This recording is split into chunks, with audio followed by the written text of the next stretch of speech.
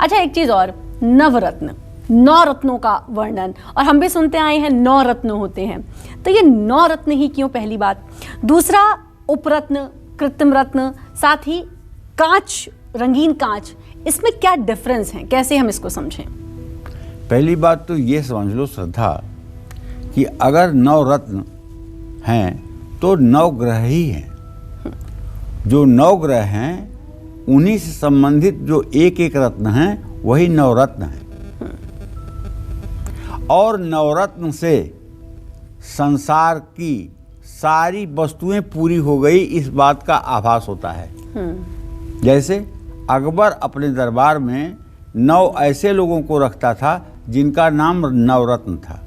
अकबर के दरबार में तो 9 रत्न रहते थे। वो 9 रत्न क्या थे? 9 विशिष्ट प्रतिभाओं के धनी लोग रहते थे, पत्थर नहीं रहता था। तो कहने का मतलब है कि बहुत लोग हमसे भी ये सवाल पूछते हैं, जो श्रद्धा पूछ रही है, कि मुख्य रत्न 9 ही क्यों होते हैं पंडित जी, जबकि अनेक प्रकार के और भी रत्न उपलब्ध हैं। तो मैं आपको बताना चाहूँगा कि ब्रह्मांड में 9 ही तो ग्रह हैं, सूर्य, चंद्रमा, मंगल, बुध, बृहस्पति, शुक्र, शनि, राहु और केतु, जिनका महत्वपूर्ण प्रभाव व्यक्ति पर पड़ता है। इन ग्रहों से निकलने वाली रश्मियों को एकत्रित करने की क्षमता 9 रत्नों में पाई जाती है। इसलिए ये रत्न महत्वपूर्ण हैं, जबकि बाकी रत्न 9 ग्रहों की रश्मियों को बहुत कम ऑब्जर्व कर पाते हैं, बहुत कम एकत्रित कर पाते हैं, इसलिए वो उपरत्न कहलाते हैं। एक और सवाल बहुत लोग पूछते हैं कि रत्न, उपरत्न, कृत्रिम रत्न और रंगीन कांच, इसमें क्या अंतर है? जिज्ञासा बस लोग पूछते हैं, जानते भी होंगे तब भी पूछते हैं। तो इन चारों तरह की चीज़ों में ग्रहों की रश्मियों को शोषित करने की या एकत्रित करने की क्षमता अलग अलग है। प्रमुख रत्न जो है वो सबसे ज़्यादा ग्रहों की रश्मियों को ग्रहण करता है। इसके बाद उपरत्न और फिर कृत्रिम रत्न। कृत्रिम रत्न आप किसे समझ सकते हैं? कृत्रिम माने जो बनाया हुआ हो।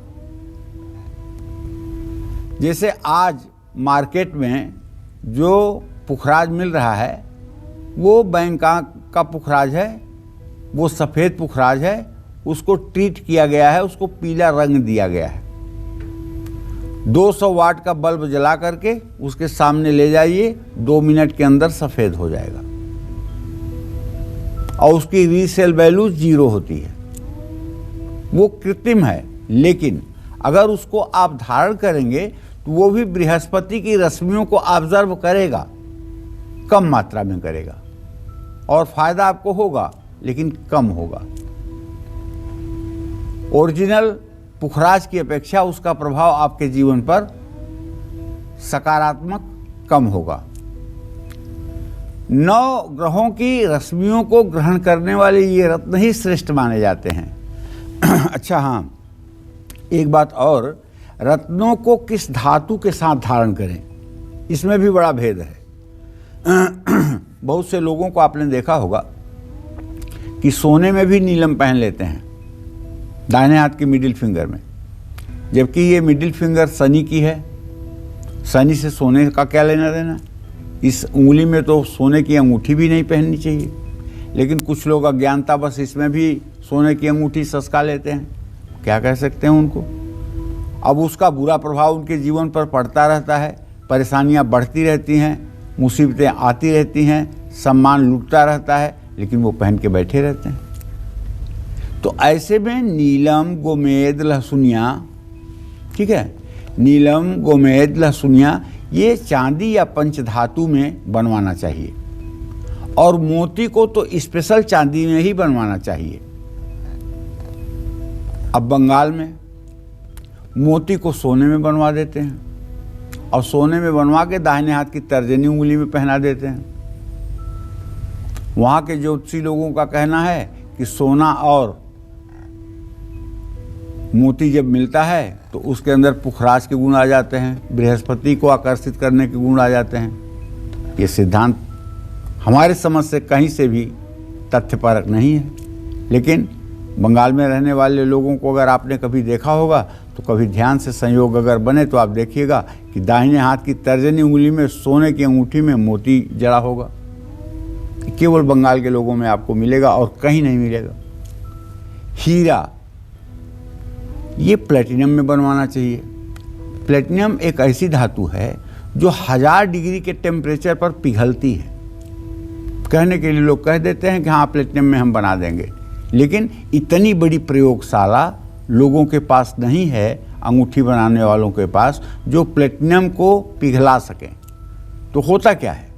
होता ये है कि 25% सोना 75% चांदी मिलाकर के अंगूठी बन जाती है और उस पर प्लेटिनम का पॉलिश हो जाता है, वो प्लेटिनम जैसा दिखने लगता है। तो प्लेटिनम और अन्य रत्न सोने में धारण करने चाहिए। प्लेटिनम एक प्रकार से व्हाइट गोल्ड को ही कहते हैं। तो इस तरह से रत्नों को धारण करने की धातु के साथ विधा है, जो अगर शास्त्र सम्मत है तो निसंदेह वो आपके लिए फायदेमंद है। अगर वो आपने अपने, कुछ लोग तो वो है ना जो अपने से जिस मार्ग पर चलते हैं वही मार्ग बन जाता है। दम्भिन निजमत कल्प कर प्रगट किए बहुपंथ, कलिमल ग्रसे धर्म सब लुप्त भये सदग्रंथ, दम्भिन निजमत कल्प कर प्रगट किए बहुपंथ।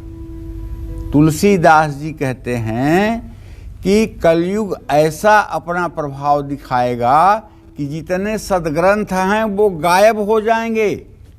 दम्भी माने पाखंडी, पाखंडी लोग अपने मन से नए शास्त्र की रचना कर देंगे। ज्योतिष पढ़ते मुझे 50 साल हो गए, लेकिन मैंने किसी ज्योतिष के ग्रंथ में काल सर्प योग नहीं पढ़ा। लेकिन आज हर दूसरे पंडित के मुंह से सुनाई देता है काल सर्प योग है, वासुकी योग है, तक्षक योग है, ये योग है, वो योग है। अरे ये कहाँ से पकड़ के ला गए आप काल सर्प योग? कहाँ से पैदा कर लिया आपने इसको? शास्त्र का कोई आधार भी तो होना चाहिए, लेकिन नहीं। हिंदुस्तान भेड़िया धसान, काल सर्प योग है, तुरंत जाइए त्र्यंबकेश्वर, वहाँ पूजा करवाइए, ये तो काल सर्प योग है, ये तो 12 प्रकार का काल सर्प योग है। तो बस अपने मन से एक विद्या आपने पैदा कर दी, रोजी रोटी का एक अच्छा कार्यक्रम बन गया।